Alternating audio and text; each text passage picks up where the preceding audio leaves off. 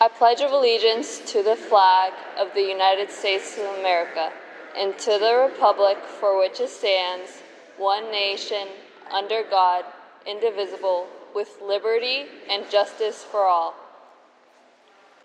And with that, I'd like to introduce Congresswoman Salinas. Andrea Salinas is the proud daughter of a Mexican immigrant, a first-generation American and dedicated public servant working for the people of Oregon's 6th Congressional District in Washington, D.C. As a member of Congress, Andrea serves on the House Agriculture and House Science, Space, and Technology committees, where she crafts policies that will help level the playing field for Oregon farmers and rural communities and create more good-paying union jobs. As co-chair of the Bipartisan Mental Health Caucus, she has prioritized making mental health care and addiction treatment more accessible and more affordable for everyone. Prior to serving in Congress, Representative Salinas was a member of the Oregon House of Representatives, a labor, environmental, and reproductive rights champion, and an aide and policy advisor to several members of Congress, including former Congresswoman Darlene Hooley. Representative Salinas and her husband Chris live in Tigard with their daughter Amelia. Please help me in welcoming Congresswoman Andrea Salinas to McMinnville.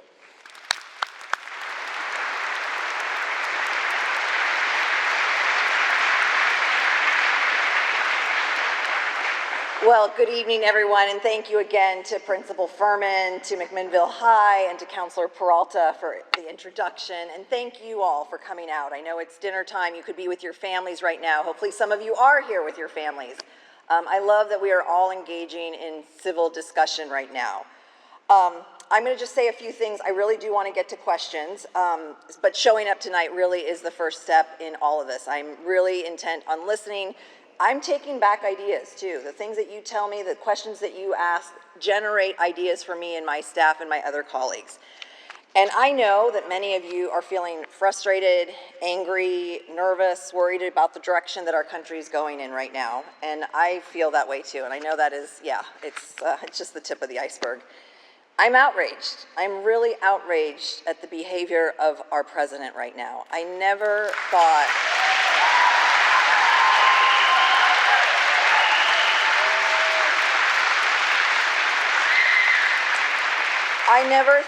that in these United States of America, where I know Yamhill County did not vote for me, but I am still fighting for every single person here in Yamhill County.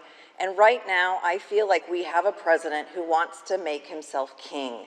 That is not what our country is based on. We can disagree, but we still come together as Americans. We are proud of this democratic republic that we have, and we collectively need to save it.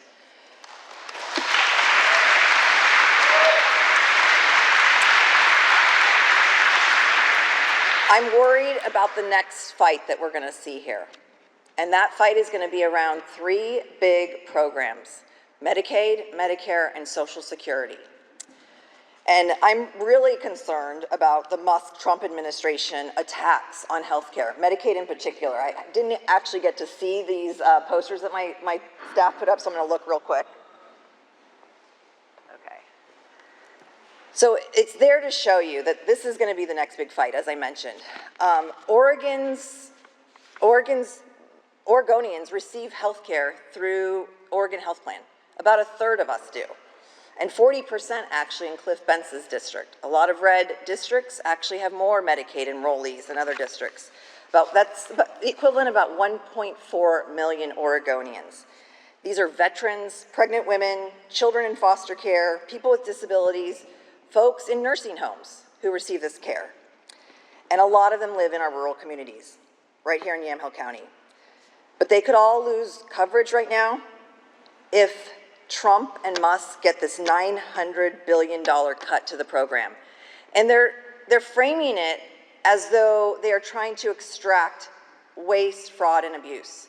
I am the first one to come to the table and tell you, a big federal bureaucracy like the federal government will have waste, fraud, and abuse.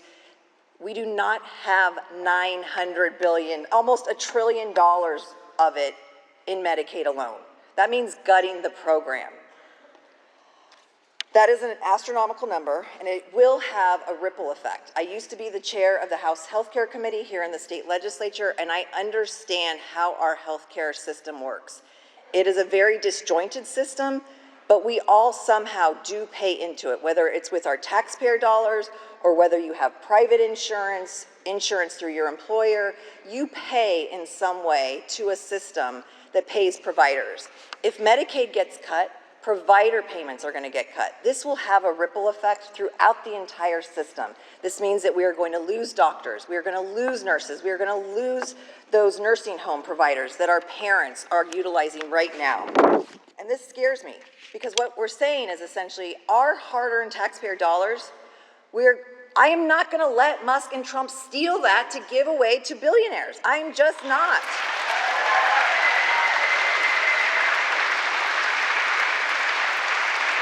It is the most unconstitutional, undemocratic, un-American, autocratic takeover this country has ever seen. And this is absolutely not what the people voted for, even those that voted for him. I know they did not vote for this. And you're probably asking, what are you doing about it then? So, as a member of the House of Representatives, in the minority, right? Democrats do not have the majority right now. We do have a few tools, and I've been using all of them. At a high level, it means things like legislation, litigation, communications, and agitation that will hopefully inspire people to mobilize and take some action. I've been sending dozens of letters to the Trump administration, to the president directly, asking them to, and just calling out all of these anti-American tactics. I'm proposing some amendments to get to talk, right, to start conversation with my Republican colleagues to say, look, if this is happening in my rural district, I know it's happening in yours. What can we do about it? They're not taking the bait. They're not signing on, and they're running away from their constituents right now, which is, to me, it's so short-sighted. And I keep saying to folks, the reason this is so important is because there comes a time in your life, and we're at a crossroads. We're at a crossroads over saving our republic, that it is more important to stand up for people than to stand up for this job. You need to put it all on the line right now.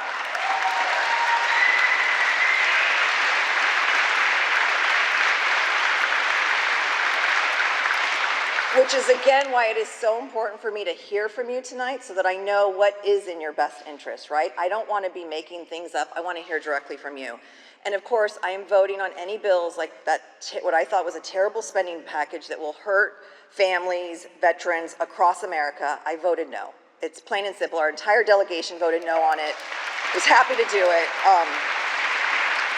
But it is a harmful bill. Our state continues, I think, to bravely resist a lot of these just ill-conceived plans. And I will continue to stand up for you and your neighbors with my vote, with the voice that I have, with communicating out, but I do need your help. Litigation is obviously another way that we can fight back. And right now I keep saying the courts are pretty much our only immediate backstop. And we're relying on them. I've signed on to a couple of amicus briefs. The Democratic attorneys general across the nation have been working together. I've been talking to Dan Rayfield frequently and working with him to make sure that we are putting, and a lot of the court cases have seen injunctions. We have seen the court, I mean, even the Chief Justice today stood up. Yeah, let's give him a round of applause. But this is our main form of making sure that some of this stuff does not move forward right now. And then in 2 years, obviously, we have another election that's coming up. We will have another chance to turn things around. My colleagues and I have been in constant communication. And what I keep hearing, though, is it's just not the right channels. I was talking with some of our folks from the News Register before this all started. And I said, I know I have the right message. I know I have the right values. I know I'm standing up for my communities, but somehow I'm missing. I'm not delivering on the right communications channels. We are trying to figure that out as Democrats to make sure that people do know what I stand for and do know my message, and that disinformation is not getting out there before I can let people really know what's in my heart, and I can share my values because I know they reflect your values. Finally, mobilization. As some of you probably saw, back to communications too. If you have stories, we've been calling them we're guerrilla storytellers right now. Stories are so incredibly important. They're important because they show what is actually taking hold and impacting everyday lives of Americans and Oregonians. I've been hearing from my growers how these tariffs are horrible for Oregon right now, right? 50% of our wine and our wine growers depend on Canada as their #1 export. We can't, I mean, this is just, and I tell folks who don't understand the wine industry, I'm like, this isn't about like some big estate in California or some bougie, women going out, to the girls' retreat. I was like, this is about my growers. This is about the workers. This is about our local economies. This is about everybody who depends on all of it, about our local school districts who depend on those local economies. It is an ecosystem that we all depend on. So this is not about a fight with one of our largest trading partners. This is about the people on the ground in the 6th District of Oregon, in my mind, which is why I'm so incensed about it. So if you have a story, and it can be on anything, it could be on, maybe losing benefits through Social Security, whatever the case might be, having a hard time getting through to IRS. It's tax season right now. My grandmothers, my dad doesn't do very well on the internet, so a lot of times they will go into their local service center and actually talk to someone. We know these offices are being closed right now, but if you have a story, you can go to salinas.house.gov/cuts. And please share your story with us. We are actually using them, just as I've been talking about, some of my wine growers calling me, this great business that was in Sheridan that was trying to make a go of bringing maple syrup to market. All of those stories matter because, again, I can share them with my Republican colleagues and be like, what are you hearing?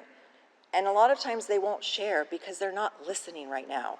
But they have to know, and people across America have to know that some of us are listening. Finally, mobilization.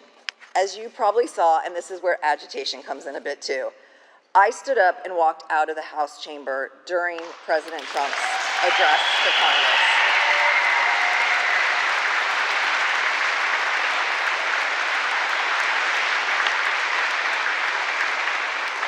And hopefully many of you know me by now. I'm not a bomb thrower. I work across the aisle. I do my part to reach out. I don't do this. I'm so uncomfortable in front of the camera. I'm not one of those people with my cell phone in front of my face all the time. That's so unnatural to me. That's not why I did it. I did it for all of you. As I was sitting there listening to the president talk about this fantasy that prices were going down, that everything was rosy, that the country was doing so well, and I thought, there's no way in hell I'm going to sit here and listen to this fantasy and be complicit in it while he was just spewing on. And I felt like I had to stand up for my district, and that is why I did it.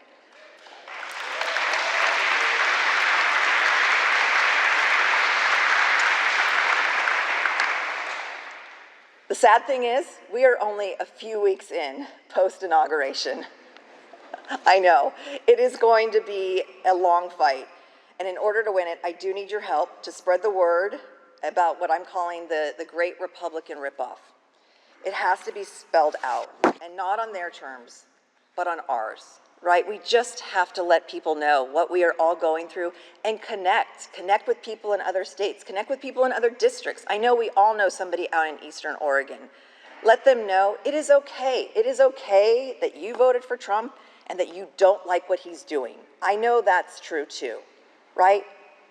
And I keep saying, we are all in this together. Everybody from Main Street to Wall Street, whether you're a student or a teacher, whether you're a worker or a manager, a business owner, or a stay-at-home mom, a patient, a caregiver, it doesn't matter. We are all in this together right now. We need to correct course. And I know with the will of my community and communities just like this across America, we are going to do it. And it starts with venues like tonight. It starts with showing up, making your voices heard, which is why I'm so grateful for all of you to join this town hall. I want to thank you all again for being here. And then again, just before we get started, I want to remind folks to please be civil and respectful. We can continue to have these types of town hall meetings when we all participate in a civil and respectful way. And with that, I will pass it over to the councilman to start our numbers. So thank you all.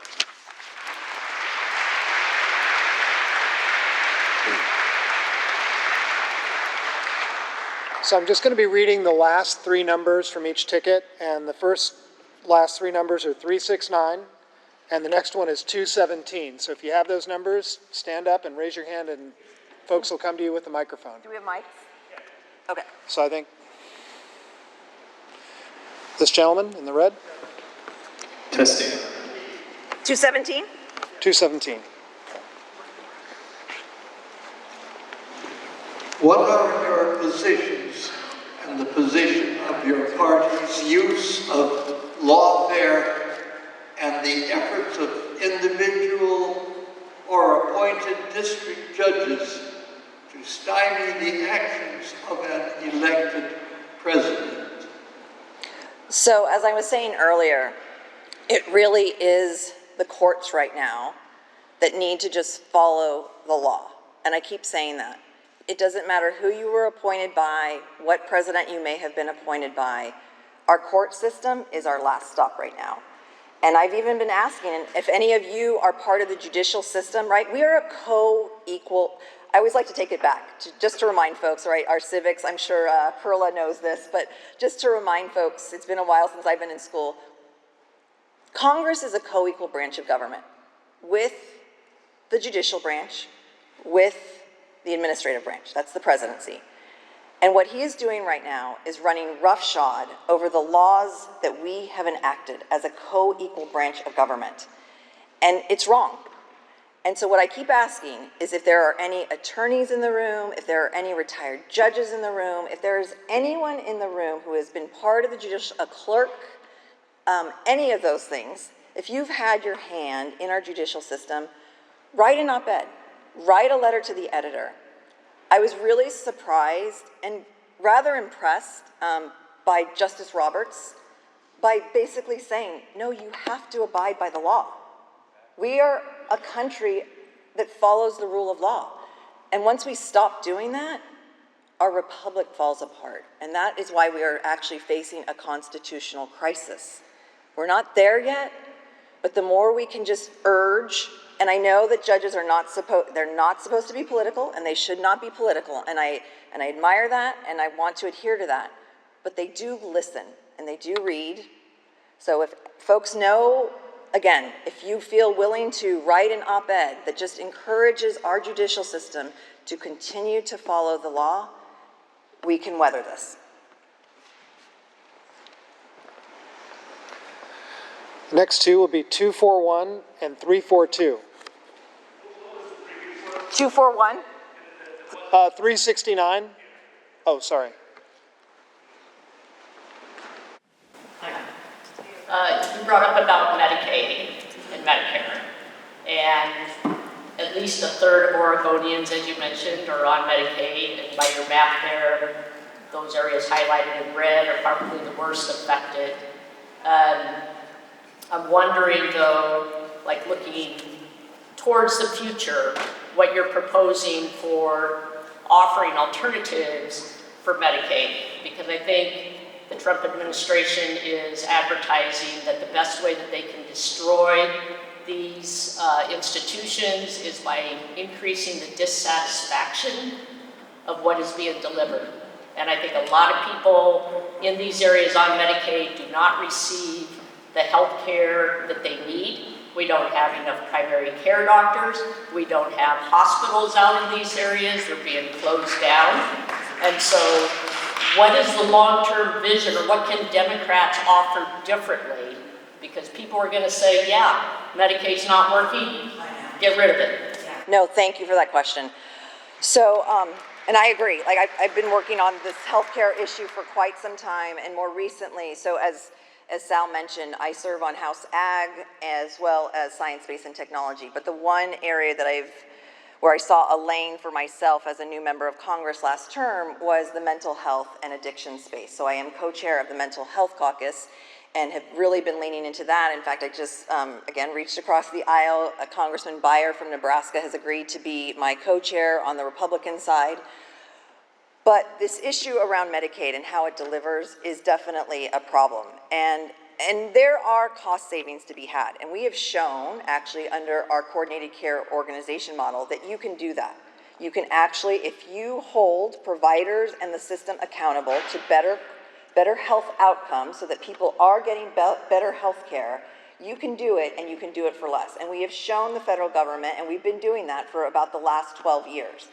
And so Senator Merkley actually had the idea of potentially opening this up, because right now how you have to apply as a state to get what they call a Medicaid waiver. And so every 5 years we have to reapply to make sure, and it's a great bargain actually for Oregonians, and it's a great bargain for the federal government because we save the federal government money on Medicaid. So, but what we can also do, I mean, and what we've been trying to do for a number of years, is improve that benefits package. Because, and so back to my story about being on the mental health caucus, we don't even have the right mental health facilities. We don't have the right mental health providers. People don't have access to primary care providers. A lot of times you may want to see your mental health provider as your primary care provider. All of these things, we know that telehealth and being able to access your doctors, especially in rural areas, via, either a phone or video is so much easier, especially if the provider is, 30 minutes plus away. LeGrand, they have to go 2 hours sometimes for a provider. Anyway, I get this. So I have several bills that I have, again, been working across the aisle. I have one that's specifically on telehealth for rural areas. It would provide some grant programs. Congresswoman Harshbarger from Tennessee, a Republican from Tennessee, joined me last time around. She's fearful this time around, and it's going to be hard to get a Republican to join forces with me. But again, we need to come together to make this work. Because again, somebody in Tennessee, in a rural area of Tennessee, is seeing the same kind of provider access issues that I am here in Oregon. They get this too. They're very fearful right now though, right? They're fearful that Elon Musk is going to put a lot of money into their primaries and get them out of office. And they're fearful that they are not going to do what President Trump wants them to do. And right now it's cut, cut, cut. So, but I think this vision of what Oregon has been able to do, as long as we can bolster those benefits, because you're right. I mean, Medicare, as folks know, doesn't cover the head-up issues, right? No dental, no hearing, no vision. I'm like, I use all those things, right? And I'm not even of Medicare eligibility yet. And so I'm like, what am I going to do? So anyway, all of that needs to be improved. I recognize that. I have bills that provide school-based health centers that would be able to, kids would be able to access mental and primary care in their schools when they need it, right? Then maybe we reduce absences, as the principal said. We have some challenges, and again, not just in Oregon, across the United States, we're seeing increased absences. All of those things are so interconnected now.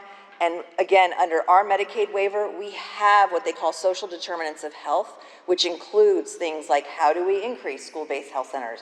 Housing is a part of making sure you're well and healthy as well.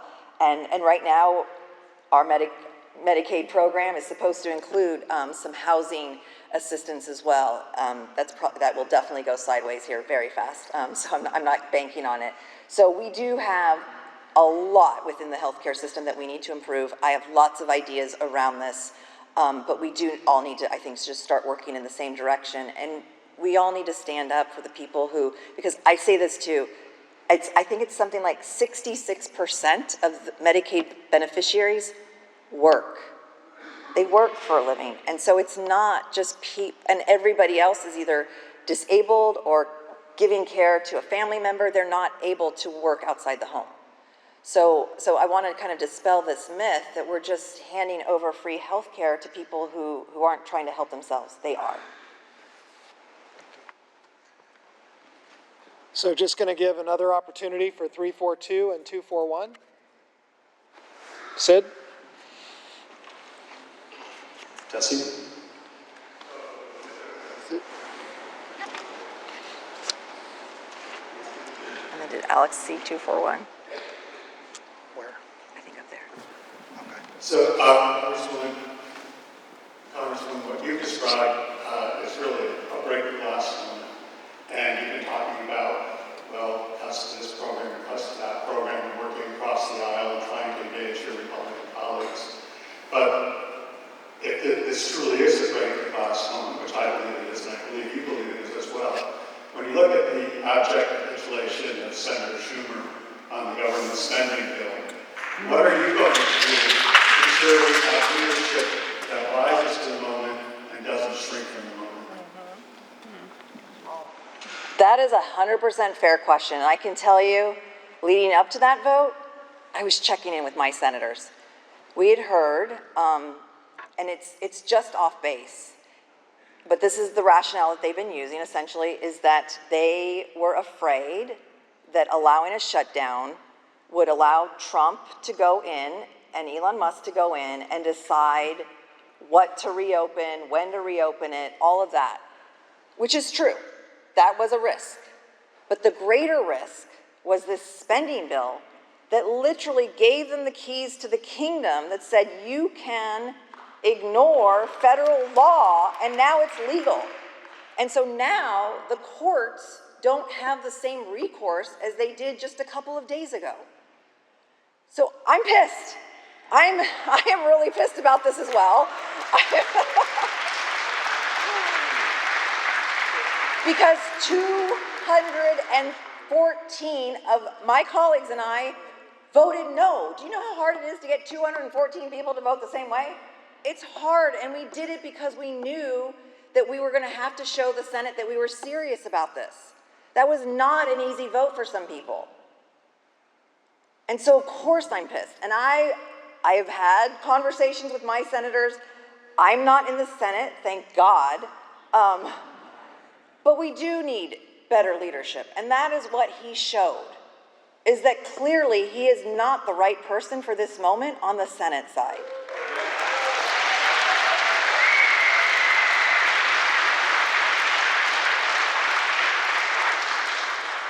Andrea, thank you for walking up. We appreciate that very much. My question is that with 2025 and all of this turmoil going on, what are the chances of us not having a 2-year election? And what will they do if we do have a mega go forward? What will you do? How do we go about it? And what can I, as an individual, other than sending emails to Republicans, can I do to help? Thank you. And I get this, thank you. That's a good question. And this worries me too. I'm being totally honest with all of you. Like I wish I had a magic wand to make all of this better. I'm worried for a few reasons, especially on this issue of our 26 elections and all the elections that are coming up, actually. I mean, there's some, happening in Wisconsin. We have some Virginia, New York this year. But I'm worried. We are a vote by mail state. And they are dismantling the Postal Service right now. And again, if there are savings to be had, sign me up. Let me work on that with you. But dismantling the Postal Service is going to affect our rural areas in a serious way. Does anyone here get their medication via the Postal Service? Yeah, right. I mean, this is what it's come to. And again, for Oregon, we are a vote by mail state. My very first bill that I introduced actually this year was a national vote by mail because we have one of the best systems, and it has been proven. Republicans show up for it as much as Democrats show up for it. It isn't lopsided in terms of, helping one party or the other party. You can't cheat, and access to the ballot box is so easy for everyone. And I don't know, I get around with my neighbors and we talk about issues, we talk about the ballot measures. Is this a good one? Is it a bad one? It's kind of a social event for me. I might be a nerdy, political type, but it's kind of what we do as our civic duty. So I am worried about that. I am also worried going back to the courts. The courts is what will have to save us. And right now, like I said, we have had some, a couple of wins and some injunctions that have stopped some of these things from moving forward. We will definitely, I believe that he is going to challenge the court system and say, now what? What's going to happen if I don't actually adhere to your ruling? Exactly. He is doing it. And so, and there is some recourse. I mean, there are fines. The fines aren't very high. I think Elon Musk could weather any fine, right? So that's problematic. They could take their attorneys and arrest them and essentially incarcerate them. So being in contempt of court is part of it. I'm not an attorney. Is anybody here an attorney that knows all the different processes? And then there are some other things. I don't know what that's going to look like, though. And so I, too, am worried. And this is that constitutional moment. We are at a crisis moment. And so I don't want to give this crowd any more anxiety than I know you have, but I also have to be realistic. This is what we are up against. And so, so that is a good question. What I continue to say, though, is show up. Show up in every way you can. And you're all doing it right now. So again, thank you. But show up. Show up in your churches, right? Show up at your neighborhood meetings. Show up and talk to people on the other side of the aisle and ask them to share. Ask them to share in a real meaningful way. What does it mean right now in this moment in time to save our democracy and to save themselves, right? We've never known an autocratic system, and it truly will help the very richest of people, and it will further divide the haves and the have-nots. And there are going to be so many of us, and I consider myself in this camp. I am not a rich person. I am going to be right there with you all. But I do feel like with people power, we can defeat this. I know that. I know this country.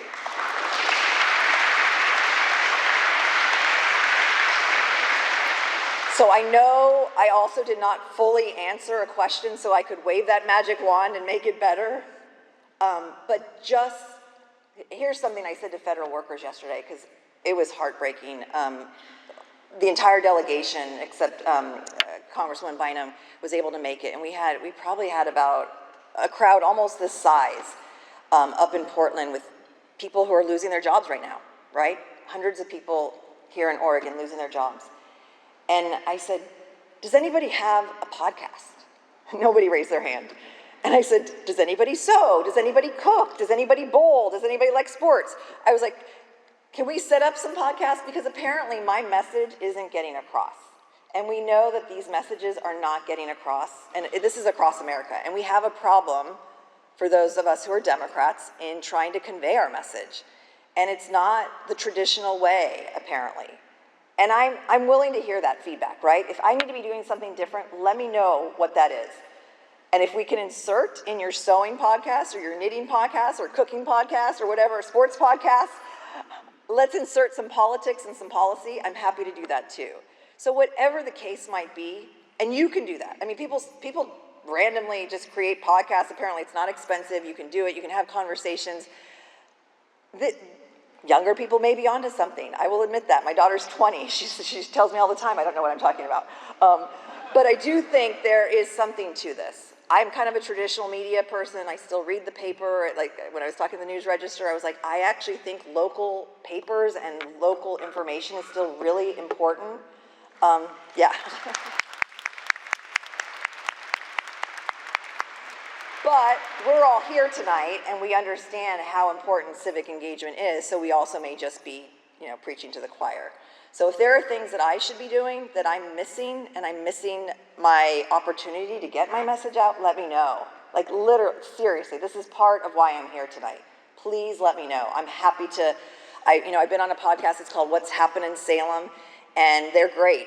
Jacob Espinoza, young guy, he's talked about housing, he's talked about addiction, he's talked about mental health, not just with me, but with the county commissioners. Danielle Bethel goes on all the time on his podcast, and he also talks about what's happening locally in Salem, right? What are the new restaurants? What are some of the weird little quirky things about Salem?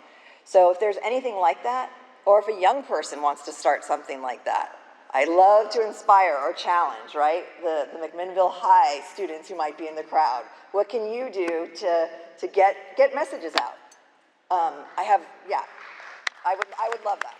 So, next question. Thanks. So the next person up will be 388, and the next person on deck will be 239.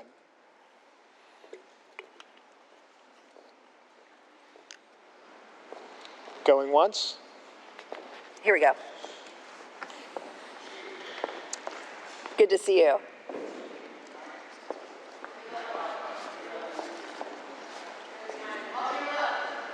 Do you want to pass it down, Dave? There you go. 239. Okay, 239. Yes. Yes, thank you for coming, appreciate it. You're right, the media pundits and the Earth One crowd have been saying that there's a lot of Republicans who are having second thoughts. Do you have any experience on that? Can you speak to that? Are they going to flip? Do we count on that? Do we have some faith that they might change their minds? Here's what I've been telling folks. And I'm friendly with Congressman Bentz. And I saw what happened at his town hall, right, a few weeks ago. It is because Democrats continue to hold town hall meetings. This is my third town hall meeting in 5 weeks. I held, and I'm not patting myself on the back, but I did hold one in February, and we had about 700 people in Salem. And then I held one just last week, and that was a teletown hall. I was in DC, and there were about 7,000 people on that call for about almost the entire hour, for about 45 minutes or more.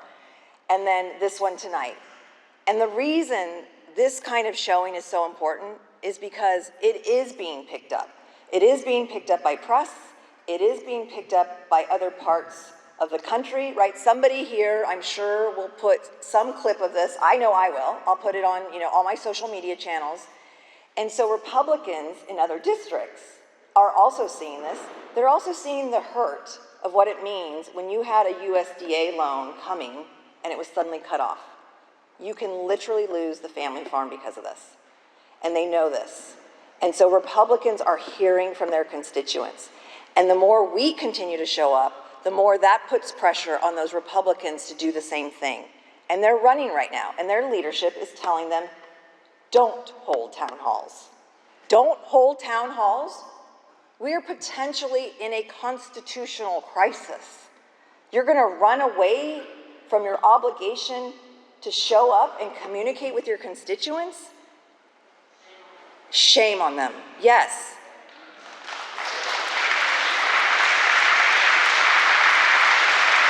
But that same kind of shame, I do think, will make them think twice on the next vote on Medicaid, Medicare, and Social Security, right? So let's keep up this kind of pressure.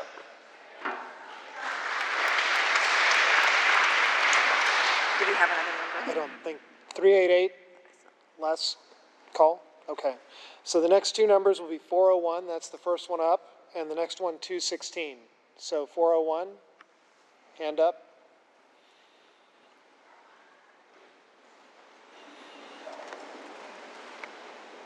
No? 216? All right. People are being shy. 353.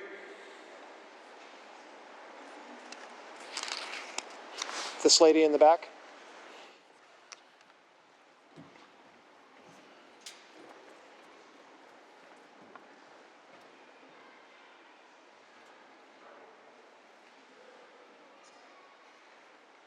I know immigration is a complex issue, but as a member of the Border Security Task Force and have supported both border security measures with more accessible pathways and citizenship, I'm asking, what is your stance on immigration, especially when you co-sponsored the U.S. Citizenship Act, yet supported H.R. 30, which most Democrats were against? Or what policies or solutions do you believe balance enforcing immigration laws and protecting the rights of asylum seekers and long-term undocumented residents? Thank you for that question.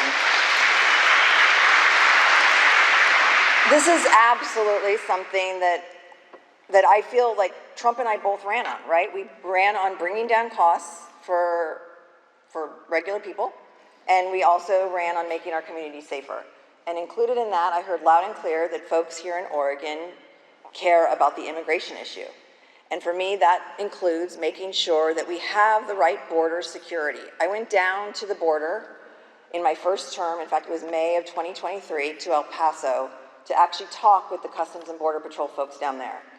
And they asked me for a couple of things. They asked me for additional manpower and resources, and they also asked for additional technology.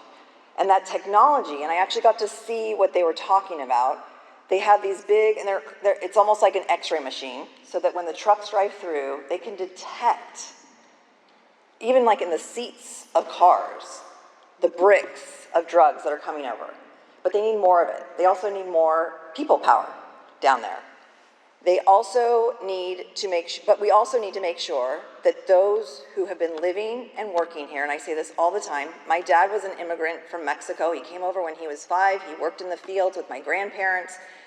He went to Vietnam. It wasn't until he came back as a veteran that he got a good paying job and was able to provide for our family.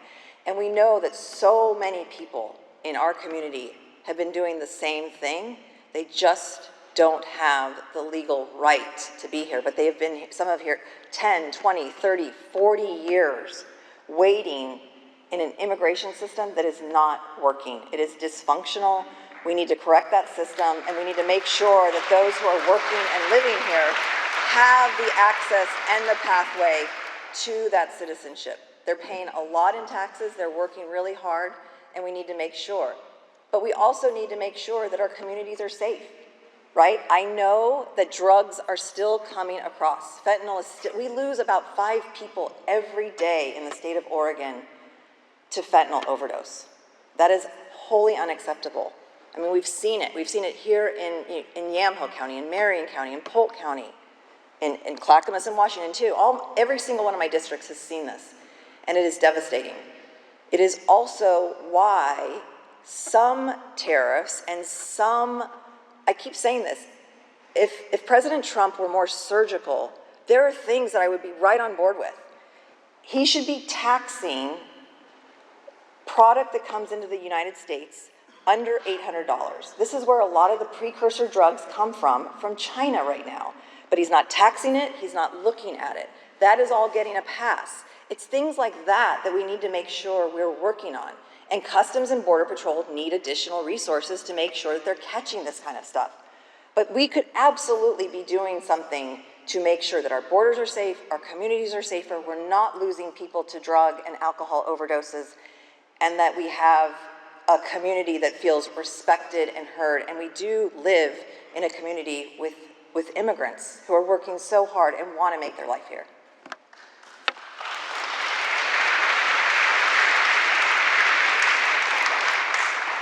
The next 2 tickets are $387, and the next after that is $250.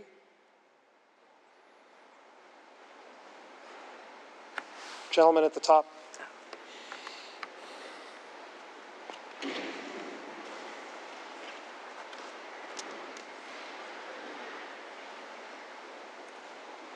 Representative Salinas, earlier you alluded to a leadership problem with Senator Schumer, who didn't step up to the moment to join the unity in the House. And so we had division with the Senate, and now we're left going, what's the plan? So I'm wondering what you and your colleagues are doing to address the leadership crisis in our country so that we have voices that are united and strong and that create a sense of new direction without demonizing people on the other side. Thank you. Thank you for that question.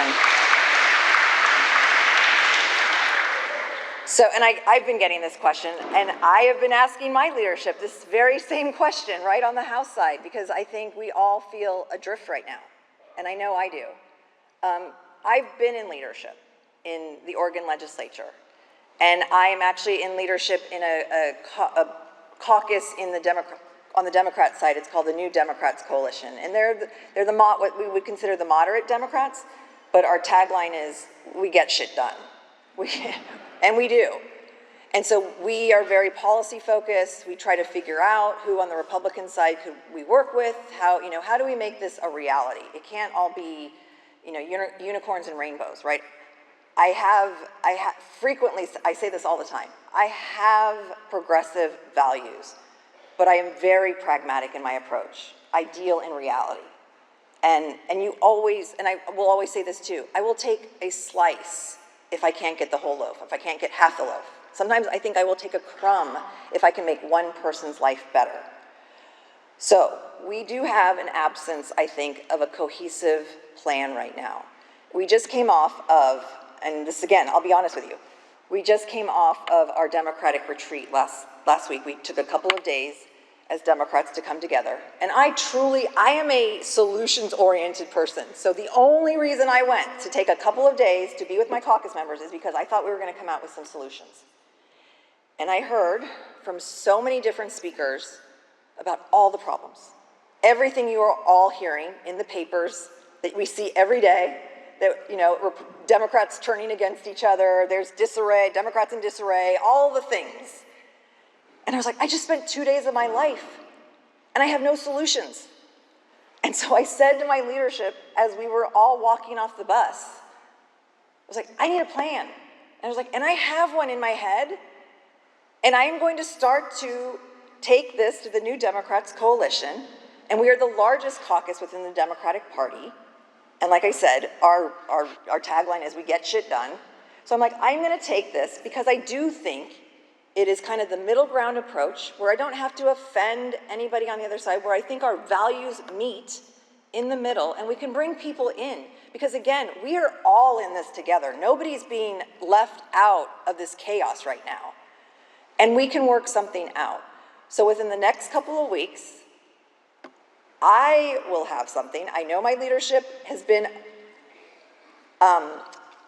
let's just say, they're trying to dissuade me from coming out with something because they know what will happen if 215 of us all come out with our own. But I keep saying, we need to push them. Just like right now, I feel like I need to push Republicans. And I need to show up for you. Right? If I'm not coming up with a plan, or if my caucus isn't coming up with a plan, then I need to. Right? I need to figure out how I'm going to save my growers. I need to figure this out. That's what you sent me to do. And again, they don't have to be Democratic values. They don't have to be Republican values. They just have to be American values, and we have to be on the right foot again. So.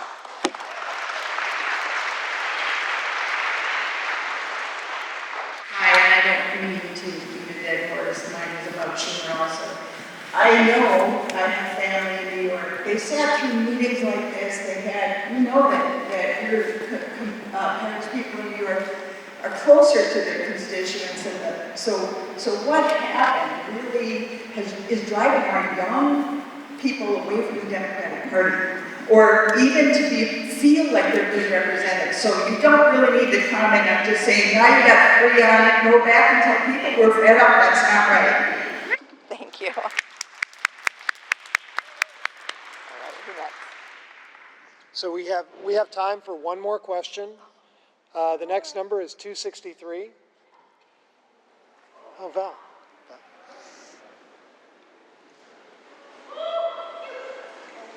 And Okay, thank you first of all for being here. Thank you for answering all the questions. My question is sort of about this little thing called conflict of interest. And really the only immigrant in this country that I'm really stressed out about right now, his name is Elon Musk.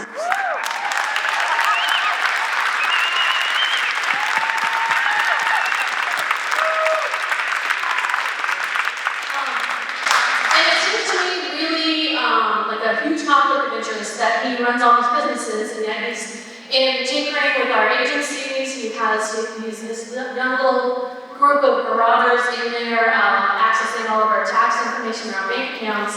And I'd like to know what the Dems and everybody in government is doing about his access and about what he's doing to our government. Thank you. Thank you. And if I heard correctly, it sounds like your name is Val, so thank you, Val. No, I agree. I'm completely worried about this too, and we do have, as you know, we have filed some court proceedings, and he is, you know, supposed to be hamstrung for a little bit here, but it is worrisome, and I will tell you, like, and I don't know if people recognize this, but oh my gosh, is it mechanic sciences? I actually have several different supply chain manufacturers in the 6th District, mostly in Washington and Clackamas County, that supply parts to SpaceX. And so before all of this happened, I knew that Elon Musk was getting government money, right? Like we give money to lots of different industries, right? The agriculture industry, right? For different things that we deem publicly responsible, right? And the next space exploration, we're trying to, beat some of these other countries on this. Okay, you're absolutely right though. Between Tesla and SpaceX and everything that he is doing, and oh, by the way, he's the richest, clean language, he's the richest man in the world, right? That is a huge conflict of interest. We do have a bill as Democrats that basically says that you cannot be the fox watching the henhouse, right? That should be completely illegal. And as we move forward, should we have a Congress that believes that is the case? And again, I'm like, come on, I only need three Republicans. That's why I keep harping on this. I know it feels like really not doable, but only three. And we know that there are 3 Republicans out there who are in districts just like mine, right? Purple districts, where they represent everybody, and they have to represent all their constituents. This is why I keep bringing that part up. So there's a discharge petition out there. It really helps younger members of Congress who want to start families. And it is the one thing that I will leave you with, where Anna Paulina Luna, who is a Freedom Caucus member from Florida, and Brittany Pedersen from Colorado. Anna Paulina Luna just had her first child when she was in Congress last term, and Brittany just had her baby recently. And there's no way to vote by proxy, right? And when you give birth, you like to be near your home doctor. You like to be, at least for the first few weeks, with your baby in your home. And so they have actually worked on a bill together, and we did what we call a discharge petition. And between Democrats, because we are not 218, and what a discharge petition means is that if you get to a majority of members in the House to sign the petition, we can release it from committee without going through the committee process and basically superseding the speaker, and we can bring it to the floor. We got 218 signatures on that. That gives me hope. That gives me hope, because there isn't a lot that's happening right now that is bipartisan in Congress. And I think I just mentioned too, I got, Don Bacon, who is in a really tough district in Nebraska. I would hate to see him go. He's a good guy. I've worked on some things with him on the Ag Committee as well. But there are Republicans out there who again, their districts are very similar to mine. And I know their constituents are going through the exact same thing. And the one thing I can tell you, even in private conversations, Republicans don't like Elon Musk either. We just have to get them to show it, right? To walk the talk. So, thank you. All right, well, thank you. Thank you, everyone, so much for coming tonight, and we will see you at the next town hall.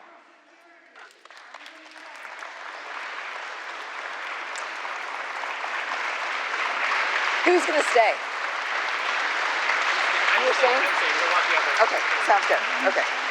The woman up here in front wants to know about the Social Security stuff. If anybody had questions that they didn't get the opportunity to ask, the Congresswoman has staff around both sides of of where people are standing, and just introduce yourself to them and direct it to the staff members, please.